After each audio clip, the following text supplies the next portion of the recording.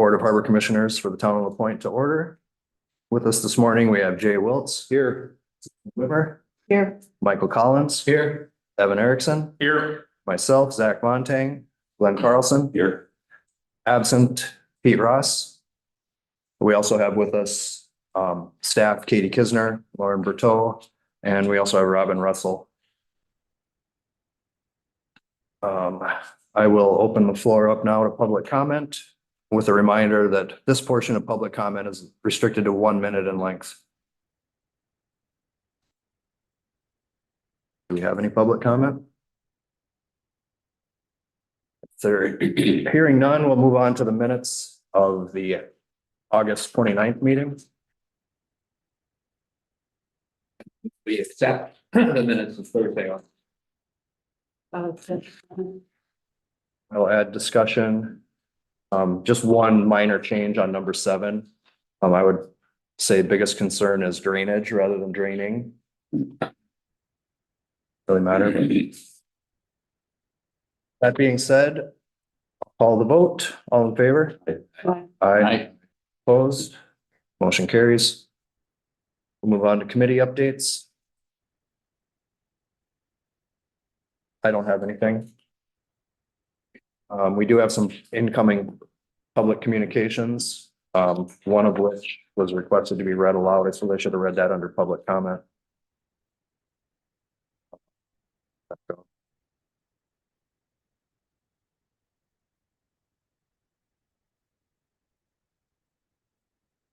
Here, from Elizabeth Ellis. During the August 29th Harbor Commission meeting, the Harbor Commission discussed providing free round-trip ferry passage for the Bayfield School employees, including the school nurse, full-time teachers, substitute teachers, and volunteers, to incentivize and reduce any hardships for payment for passage to and from work, Monday through Friday. I fully support this decision. In addition, propose the same allowance recognition of service to be provided to our town of LaPointe active and in good standing EMTs and emergency service personnel. I also propose free passage be provided for each active and in good standing EMT emergency service personnel only after the successful completion of all required training and 1 year of service. Special MAG card could be presented to the individual when given their official EMT jacket and or apparel, recognizing them as an active emergency service provider. This could not be used for vehicles or any form of transportation or any other individuals, only for the emergency service provider. Doing so would acknowledge and show a sign of appreciation of their necessary service to our community 24/7 and assist with incentivizing both recruitment and retention of our emergency personnel. I see no reason why this could not be implemented immediately. Passenger-only MAG cards can be created at the main office with special EMT stickers on each and or fire emergency service personnel emblems. Thank you for your consideration of this request. Elizabeth Ellis.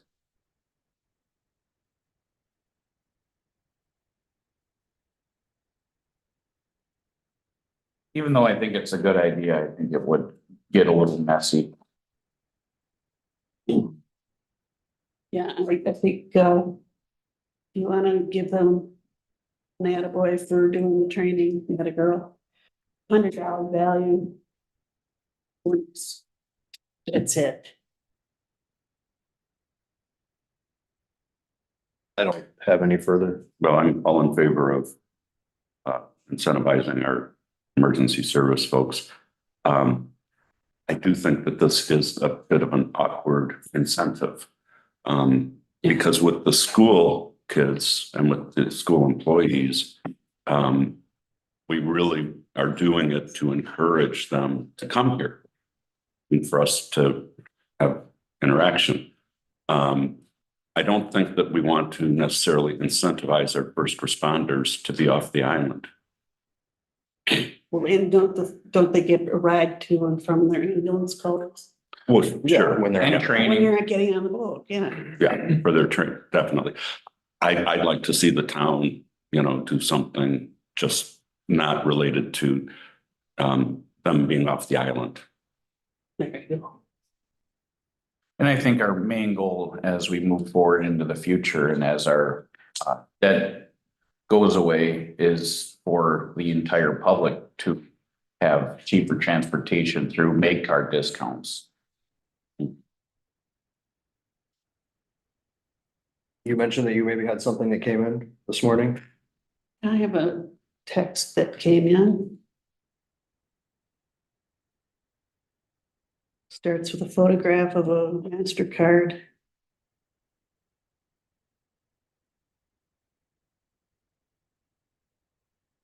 It will just inform me that I can't buy today's ticket to the oral surgeon with my HSA card.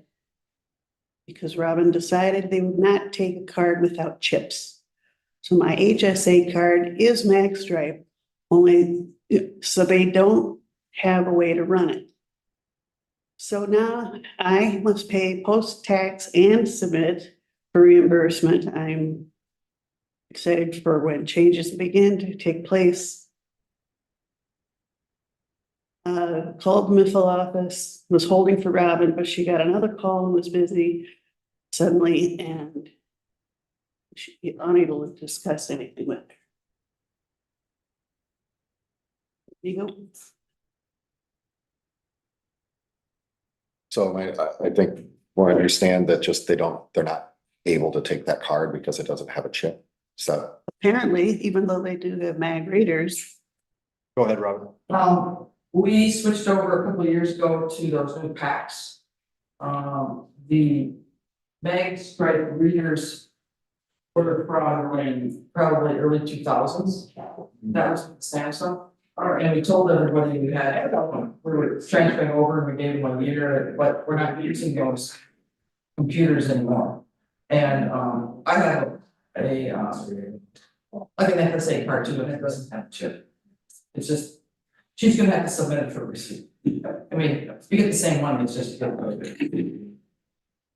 your computer system doesn't accept a lot of cards without chips either. It's just the way That's the way technology things are is. moving forward. Yeah.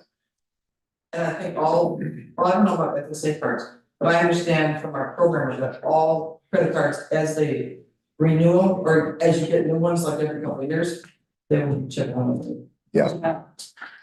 Can we respond? I would assume she could get a paper receipt and submit it. I imagine so. Yeah, healthcare savings, you know, just. Yeah. Who responds? Be, Is that a text to you or? Yeah, and I responded as such, you know, noted. well, yeah, but I think a positive, say, just submit and we'll get a payment later. I mean, she just has to run through that hoop, but. Yeah, I mean, if you. Happy to, Respond. yeah. Nice of you. Thank you. And if she didn't get a receipt, you know, immediately after the transaction, you can't go back and get a receipt. But she could come in the third line office and we can write out a hand. Good, yeah, so something like that, very quick, just say, problem solved, just delay it a little bit.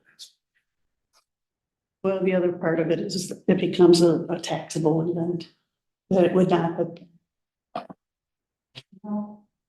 When they get the money back, it's tax-free. Tax should come with Right. it. Okay. Okay, good. If we don't have anything else for incoming public communications, we move on to Katie's report.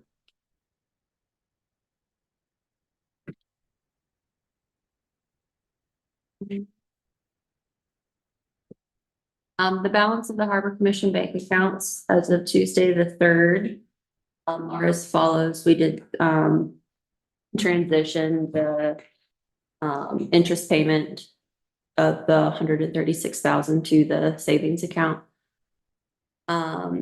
September revenue as of the 3rd was just over 73,000, which is just over 10% of the budgeted income for the month. Robin did inform me of some travel dates. I did include, that's the last document that's kind of off to the side. That was kind of her overall list of upcoming travel, potentially planned. But she did just purchase plane tickets for the the October 23rd through 25th.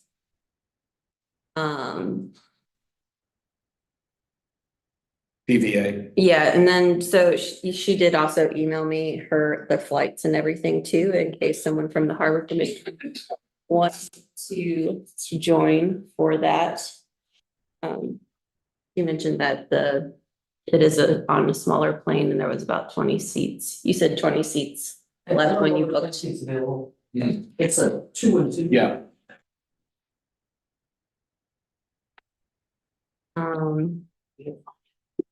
Do you think you want to go to, I think the PVA meeting might be beneficial. But she said that that's probably one of the more beneficial trips that they, I would bet that. So would the Traverse City trip be something you could do? to the 23rd. I Don't don't, stay through Friday. I don't see. That'd be great if you could go. Do we need to make any authorization or? We'll have to fill out a tramp.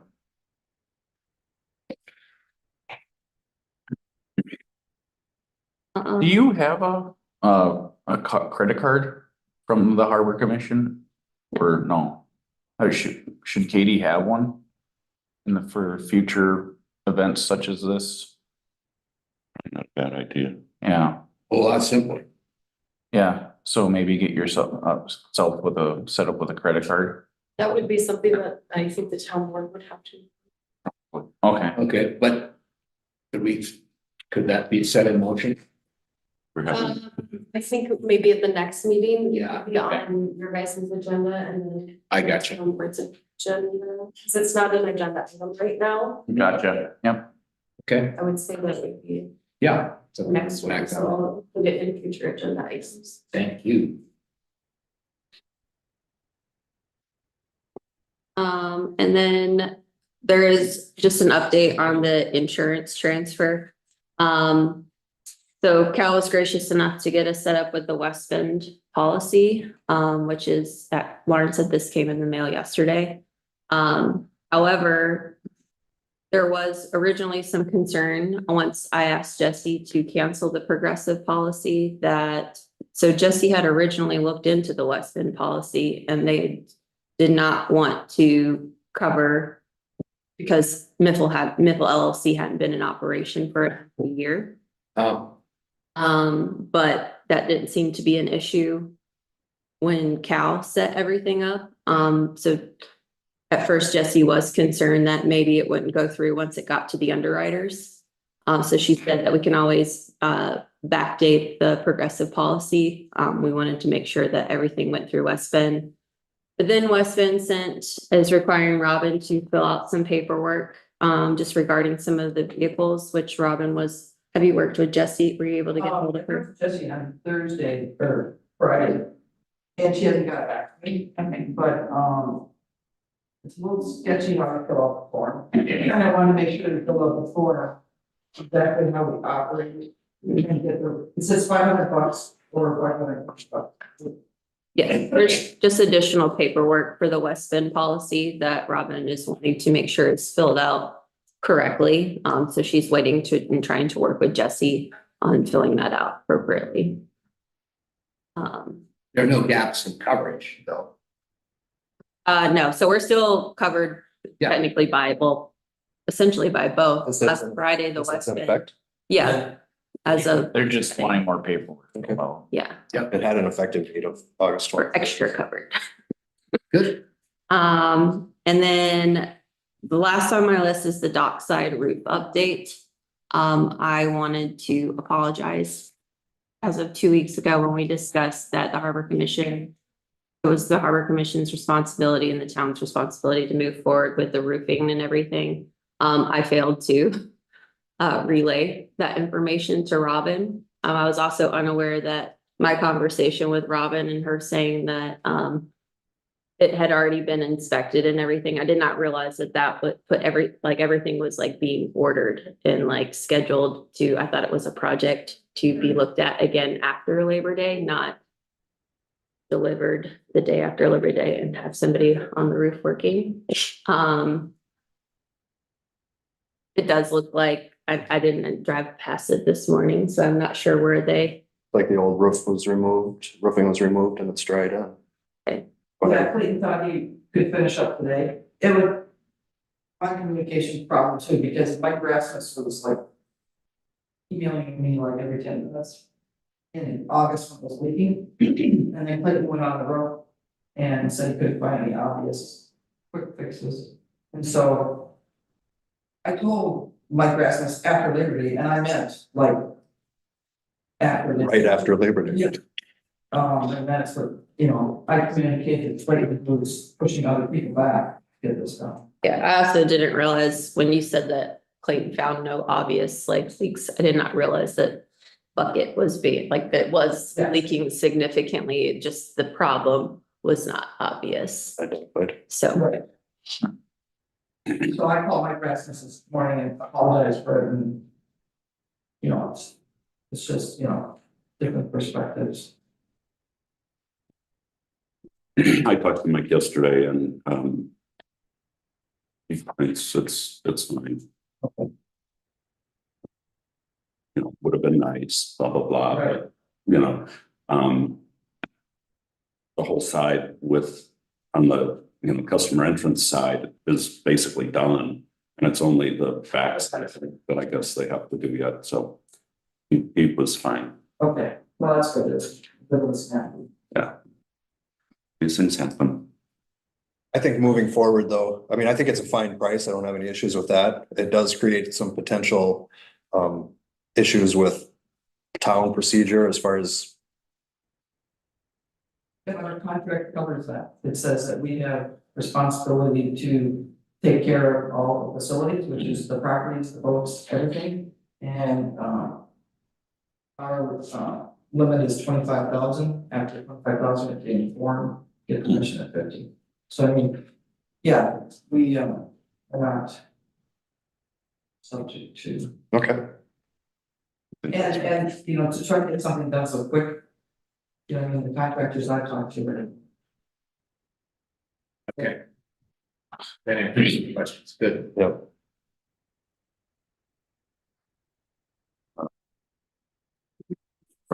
On the hazardous material transportation.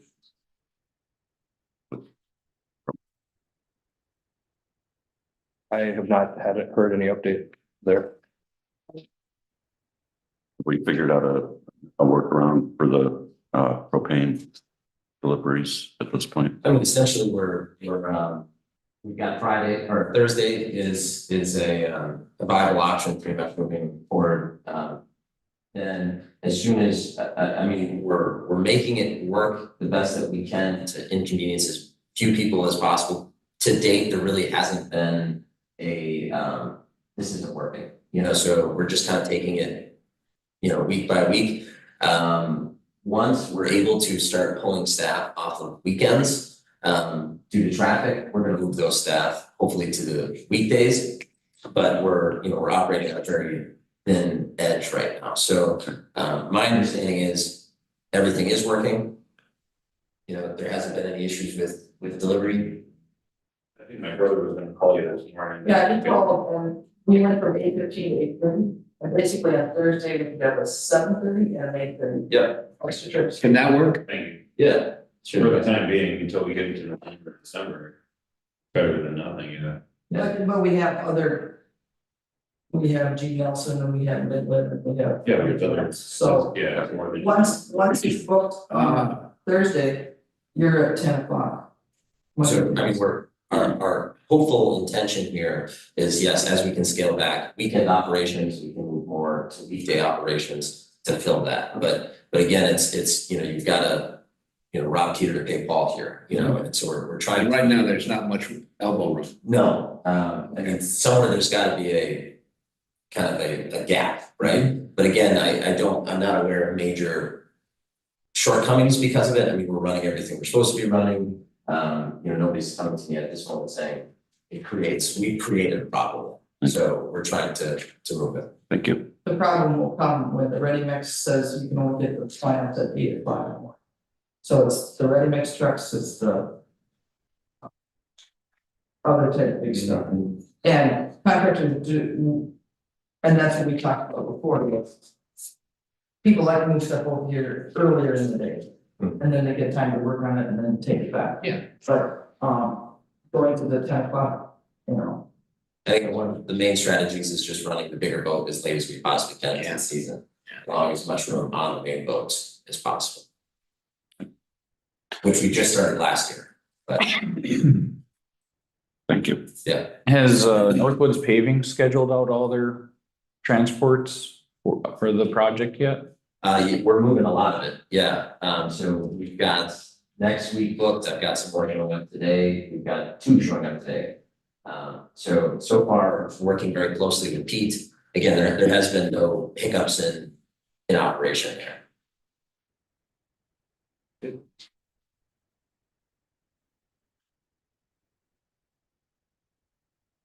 If you guys hear anything, please feel free to relay to me. We're trying to make everything work, and we feel that we are.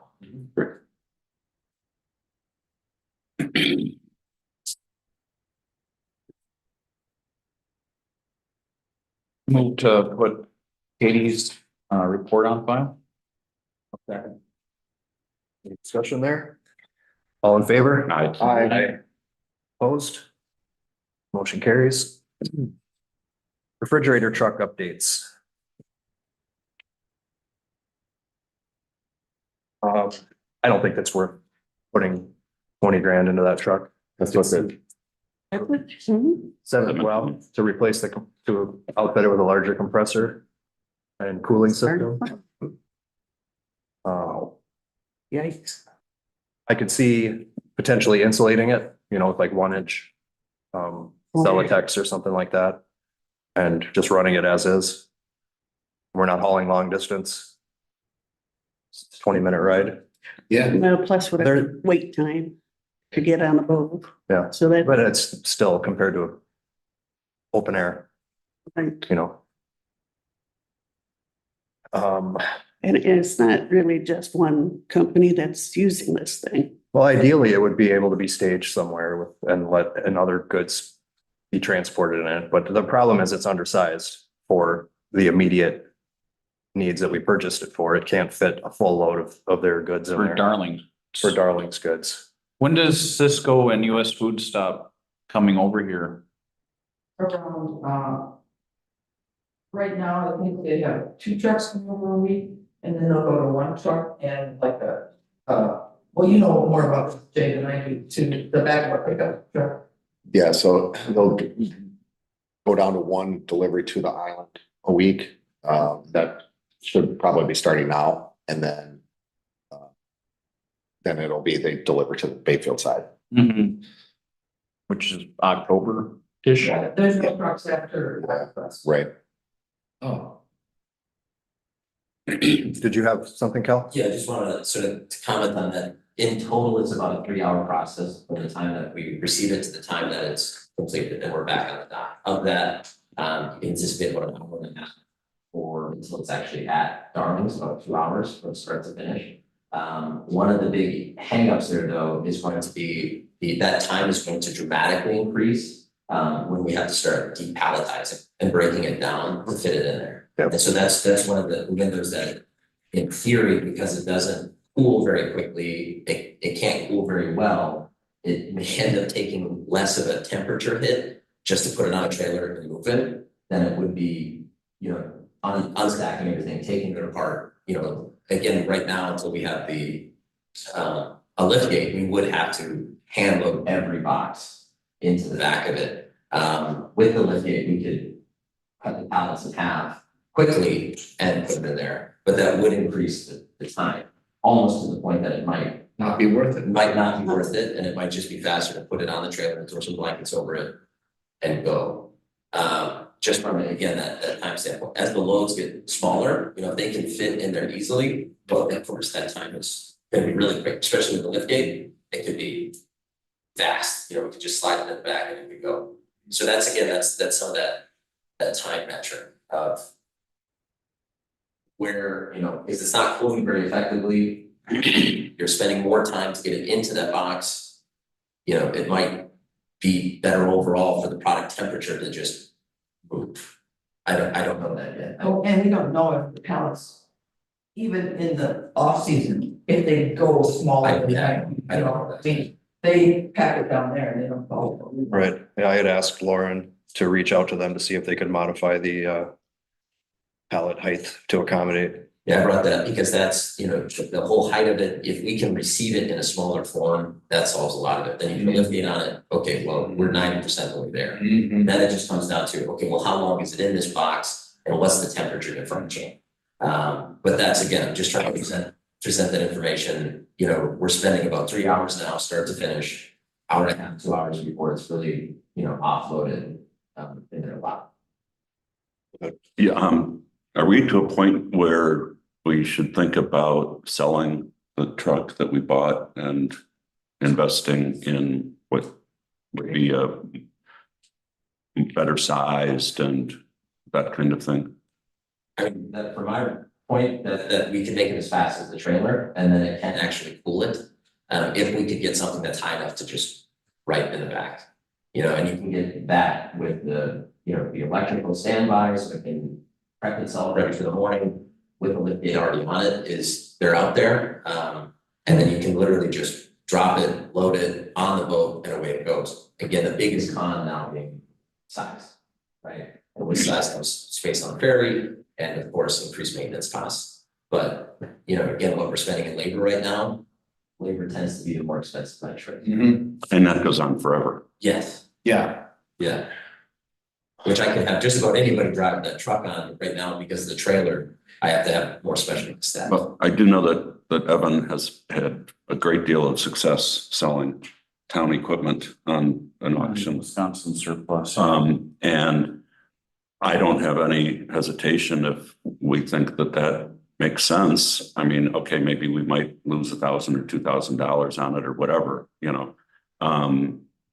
Maybe we'll even make money because we've put some money into it, but you know, again, it's a different auction site. I think that the town has done much better than we thought we would do on a lot of equipment that we've sold. So I just want to make sure that that's on the table as something that we might consider. Is it premature to go that route, or do we want to try to run through the fall with other food deliveries that show up? But when you're talking a larger truck, how large are you suggesting? The main metric for me is the height of the box. I mean, that's stopping so much of it right now. If we could just, if they could show up, drop it down, slide it in, that ends up being, you know, in about that 16 to 18 foot box range, you know, so again, another 6 feet larger lengthwise. You want to get it 4 pounds. I mean, that's the idea. That's really what we need to do. If we can get it so that it can show up full height, all the pallets right into the back, it's, you know, it can cool quickly, so it can bring it right back down to temperature on the boat. It's gonna save a fortune. are there options out there that have those specs? Yes, I've already identified them in about that, you know, $30,000 to $40,000 range. Yeah. That is what I've identified on the market right now. Again, bigger truck, bigger chassis, bigger box. But I mean, that's where you're gonna save it. Can those options be forwarded on to us so we can take a look at them? And budget for them. Well, and then I think you should take it to the shop before you buy it or pay for it. And, Yeah, you know what I mean? yeah, Because, like you would have used car. Well, that's what we do that on just about in review. Anyway, okay. Then I think we should pursue this. Is it an agenda item for the next week? Is that how it works? Well, what's your take on going through the fall and with Cisco and other deliveries? Do you see it as a viable? It's really tough to say what their metric is. I mean, because without the lift gate, you know, everything's handled.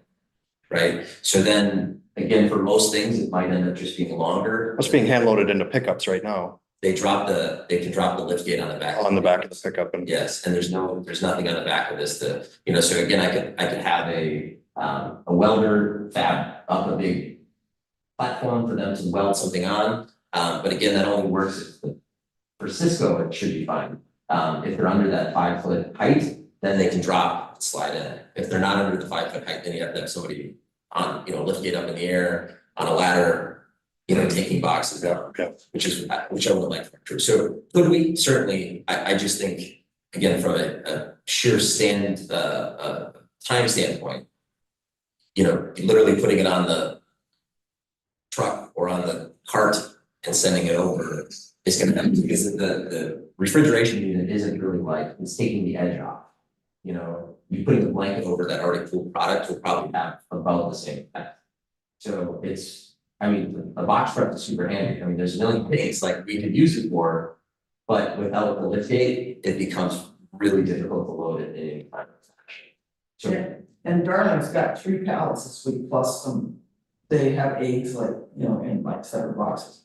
How many of those pallets are dry good versus frozen / it refrigerated? makes a lot in. And so he's able to go through and like pull stuff out and save that. But from what we've seen already, it's pretty mixed. Sometimes one will be a dry good that we can do, but even then, that particular company is unwilling to load into the back of a pickup. So even if we say, oh, well, this whole pallet is a dry goods pallet, he won't put it in the back of a pickup. So that's where, again, then we still run into that metric. Okay, well, it doesn't have to go in the truck. We have to set it down. We have to depalletize it. We have to put it in a big truck. The labor just goes up, which we can do. It's not a question of can or can't. I think we need to have a conversation with Darlings and receiving large orders like this. It's almost seems like they should have their own staff there for managing their material, especially of this large volume. But that's just kind of my feeling of it. Both as a labor savings and as a liability, because if one of our or Mephal's employees damages a pallet of any sort, then that comes on us. So could we put this on the agenda for our next meeting? I think that's the move. I think that's exactly. Which would be a meeting with Darlings or just continued discussion about? It would be great if someone from Darlings could be present so that we could have a discussion. And I had mentioned early on in this process, the notion of potentially leasing the truck to Darlings. Good. And maybe they would be interested in that. Maybe it's a way that we could recoup our investment into it. Or the Darlings and Beach Club and the pub. Sure. Okay, do a food, like A food share, however that would work. Let's say we do go with a bigger truck and then we're down to the Island Queen in Nichevo, is that going to affect? It would have to be, there's a really good chance, that it would fit down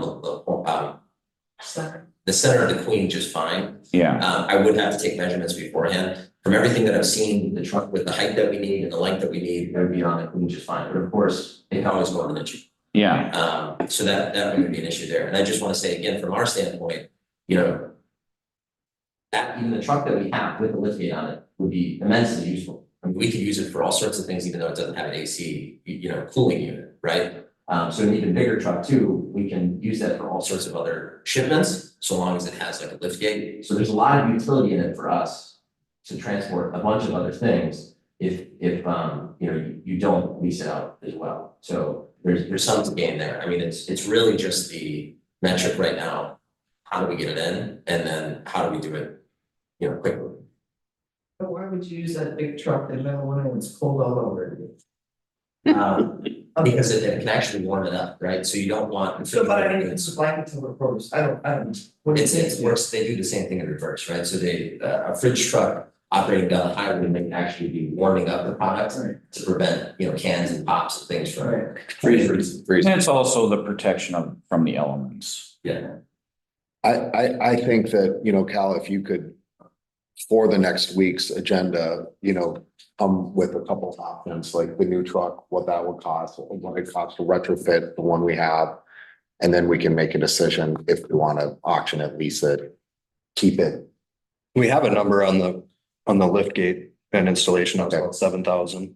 So, I mean, I think if we look at all the options, then we can make another informed decision. You know, I don't think the idea of our truck was a bad idea, with just the wrong truck, so can't be afraid to make a mistake. Let's move on. Would it be, We learned would it a be useful to have Darling's folks at the meeting, or is it premature? I don't, maybe. Well, if it isn't, I just think it would interest them if they want to come. I would think. Yeah, they've stated their intention to show up for a Good, number of okay. meetings Great. to make public comment or, Be part of it. and then they haven't shown up, so it's hard to. Good, I'll still reach out and let them know that this will be an agenda item next Yeah. week. great.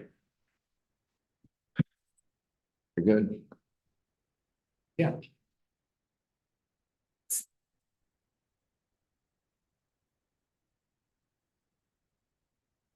Are we ready to move on then to the school contract, or does anyone have anything else on the food truck?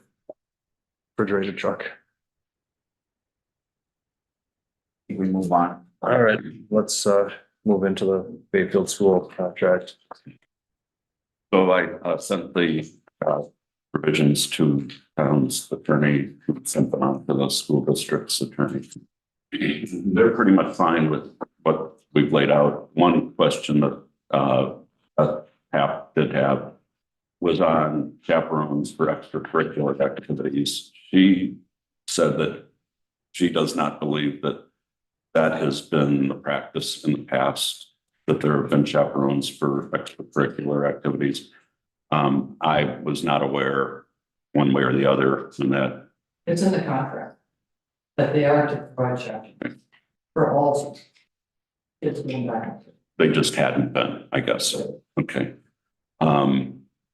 And I think that we had come up with this idea that if there wasn't a chaperone, the school would simply pay basically the published rates for. Yeah, it's in there that they need a chaperone, and that paragraph you sent me is, so I think by not having a chaperone, people are open to liability.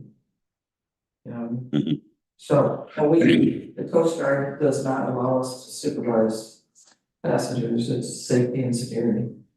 So it would be really probably the captain's discretion at the time, I no? think it's that, if it's in the contract, we need to do it. It needs to happen.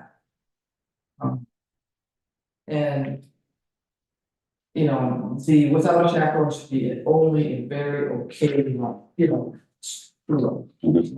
Good. But they have to provide a chaperone, midday, Anyhow, that's the one thing, so I'll go get back to them on that one issue. I mean, they agreed to it before, right? And one would think they should have agreed to it again. And I do think that we do need to keep track of when they don't have chaperoned, they just are going to get treated like any other walk-on and have to pay the full regular ticket price. Is that reasonable? Well, the problem is they don't have money, they don't have many cards, and so.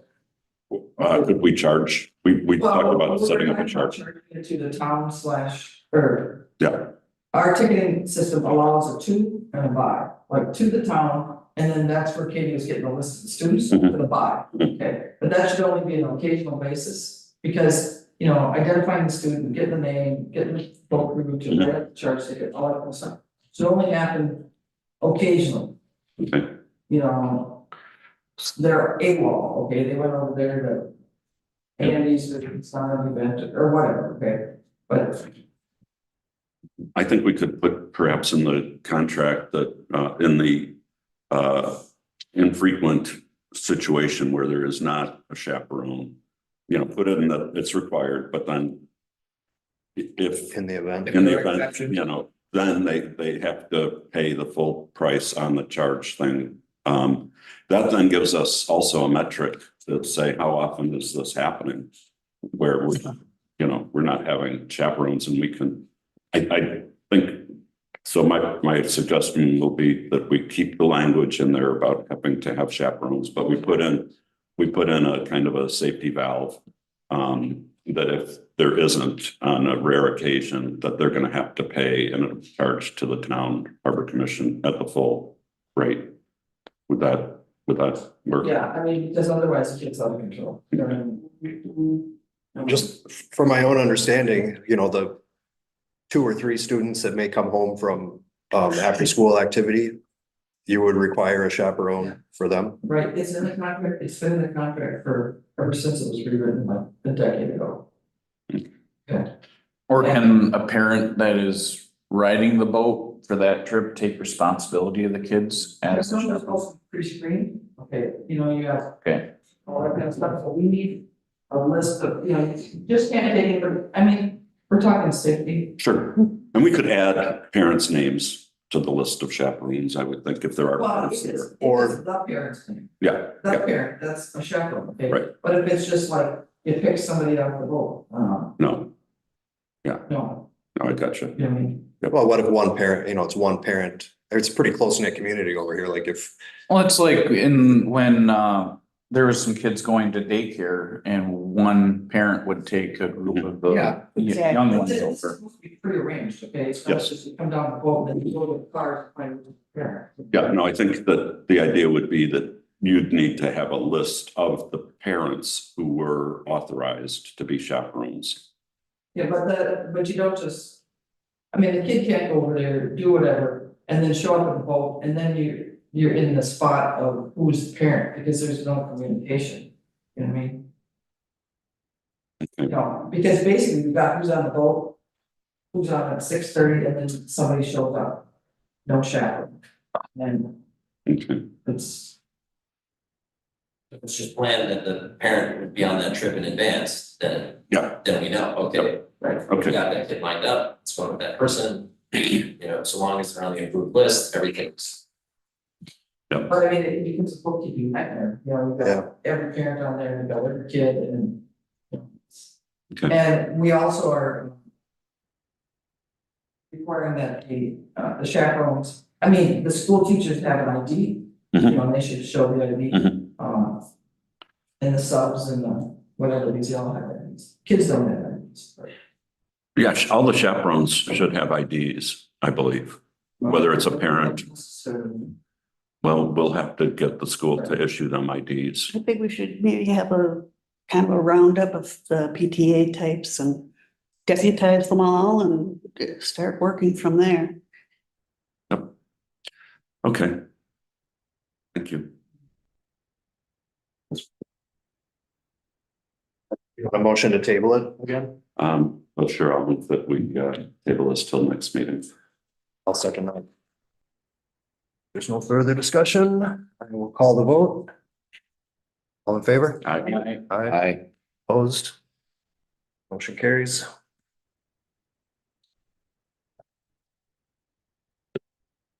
The bills.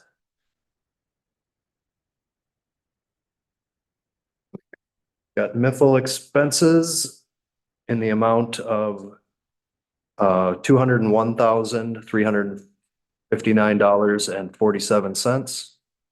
That includes the payments to the town. Sorry, I kind of maybe made it a little confusing. Okay, so I'll read the full list. We have Miffle reimbursements in the amount of $100,443.20. We've got a Town of LaPointe dock improvement payment and lease in the amount of $98,817.27. And then we've got Town of LaPointe Miffle Big Top Ferry reimbursements in the amount of $2,100. For a grand total of $201,359.47. I move that we accept these. I will second that. Any discussion? All in favor? Aye. Aye. Opposed? That one carries. We also have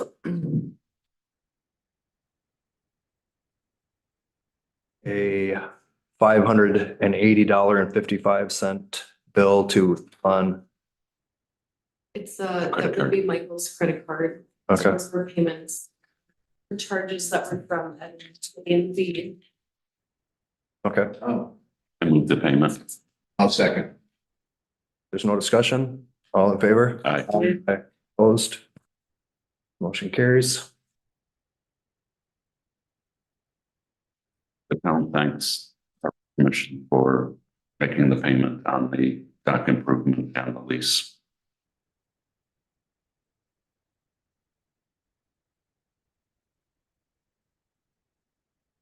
Future agenda items.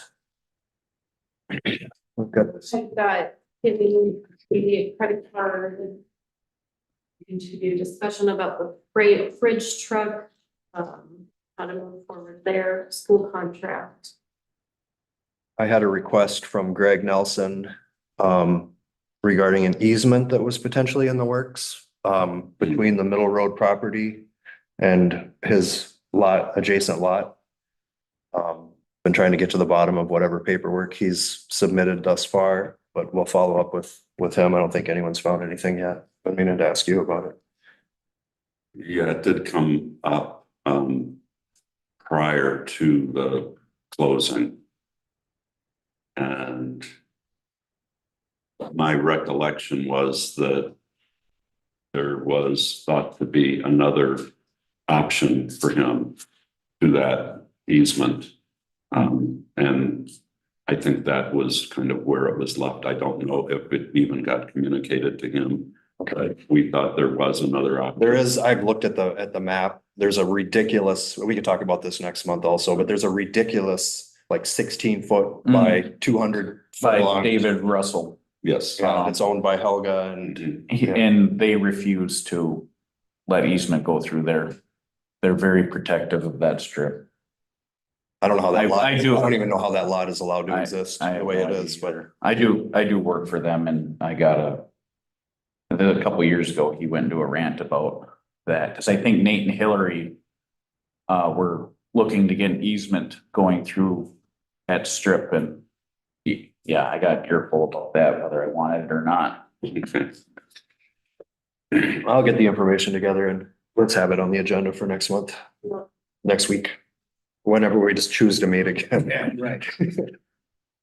Well, sure, so next Thursday would be the 12th, or the Thursday following would be the 19th, There's a town board meeting this Tuesday? correct? Okay. I know Katie's gonna be away. I can join via Zoom next week, but I will not be here. But the 19. Sounds good. Trying to skip a week? That would give Cal a little more time to look at trucks. Yeah. Will that be okay with you? Yeah, you know, it's been- Oh, yeah, we didn't have a contract at all last. Okay. We're used to that. Okay. Okay. Has anyone responded to Liz in terms of the September 3rd email? The school bus. Not having a passenger van? I have not, I don't have, has that been passed along to Robin and Cal yet? That was gonna be my It suggestion. has Yeah. not, but I. Why don't they just look at it? You guys. I mean, I did, anytime I get a note like that, I just say, thank you. I do reply and acknowledge that it was received. received it. And someone would be in touch or. So her basic complaint is there wasn't a passenger van on the morning boat ride on Tuesday. on Tuesday. On the Bayfield and the passenger cabin was full of students and there wasn't room for the grownups. There's that students normally- sitting on the floor. I can comment on it. So I had essentially a captain come to me and talk to me about this. What do we want to do? We're dealing with, again, limited boats, so we have limited space, and the deck is at a premium until essentially 10 o'clock, particularly on that day. So, you know, the captain was juggling whether or not to bring the van or not. Okay. What I've asked them to do is to put the van on there. Anyways, we're just gonna put it on there. If we end up having to leave a car, at least we have that increased accommodation for the time being, and we're going to see how that works. So Great. that's great instruction given to Yeah. the fleet. That answers also whatever, whoever responds, that's a piece of information that I think We'll try to have the van on. Yep. They will try to have the The van. intention, yeah. We will support it. But that's not all day long, that's. No, just. Yeah. Morning. Just for that, yeah. All right, great. Already resolved. Robin, you had your hand up also. Did you have something that you wanted to add? Can't remember. For public comment, but are you ready? Yeah, go for it. Okay, a couple of, just quick items. It was brought up earlier on about smaller carts, having those available. We do have smaller carts available. They have been used, some commonly so. I've seen some of these tiny little, 2 by 3 foot. I mean, I think they're even smaller than that. They're like 2 by 1.5 feet, stacked like 4 feet high as people are, trying to get on the boat, but people are using them. They're working. We've got them available, and we got 2 different options to start. But they are smaller, and people seem to like that. Just want to again always put that on. We're always willing to push the cart on for anybody. I mean, that we kind of consider that our standard minimum. So if somebody doesn't want to, we are willing to just grab it and move the cart as normal cargo. We do have that. We will be having suggestion comment box, getting installed, going into effect here very shortly. Then lastly, the Madeline, Lower Bessa Madeline will be departing for Fraser on the 12th, which it should be a Thursday, if I remember correctly. So we will be without the Madeline for 3 weeks. I'll let you guys in on my little, industry trade secret. If they say 3, I plan for 4 or 5. So yeah, so that's what I'm tentatively planning is 3 weeks. We're hoping to keep that on schedule. We will be up in myself and maybe a member of maintenance, overseeing that project on and off as needed. But we will be without the Madeline for no less than 3 weeks, and I wouldn't anticipate greater than 5. So that will pose some unique challenges as we come up, into the season without having that boat. The Island Queen and La Pointe will end up having to fill the role of the emergency ambulance boat. But yeah, our capacity is going down a little bit. And that's the 12th of this month? Correct. And then again, yeah, we're expecting it to not be back until, sometime early October. Props and everything is on time, and just, everything. So everything is falling together as we hoped. We were planning that out months ago to get the props here in time for, this event, so we don't have to haul it twice. That should all be falling in line. Thank you. Yeah. Any other public comment? Are the shafts going down to, sorry, Go ahead. are the shafts needing to go down to Cullenberg for new sleeves or anything, or is that those expect to be fine? We can't anticipate that until. So once we remove it, they'll true the shafts and run them out and see if damage to the sleeves is great enough to warrant that. Just about everything shaft related should be doable in Superior Duluth. That's what I'm anticipating. For those of you who don't know, there's the shaft, and then where their bearings go, there's a. Is it copper or no, nickel? I'm not sure of the composition of it. Yeah, there's a sleeve that goes over for the bearing to ride in. Is that a cutlass? Yeah. The cutlass is the rubber bearing. Yeah. And then on the shaft, there's a spot for that where that cutlass rides. It's a wear protection item so that you don't, so exactly what Evan's talking about, if you, the bearings are at the end of their life, so they tend to start creating weird wear patterns. Instead of wearing into the shaft, which in theory then, for that particular boat, we are at the max horsepower for the shaft. Any more horsepower, you have to increase the shaft size. So instead of having the bearing wear into the shaft, which would be eating, away at your potential horsepower, right? It eats into the collar. Then you can easily replace the collar and put on a new one without risking, a shaft damage. A shaft split.